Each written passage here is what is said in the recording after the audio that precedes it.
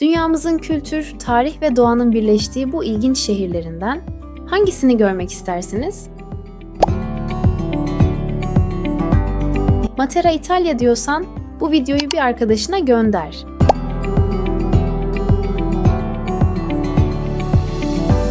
Ronda in Andalucía İspanya diyorsan bu videoyu beğen.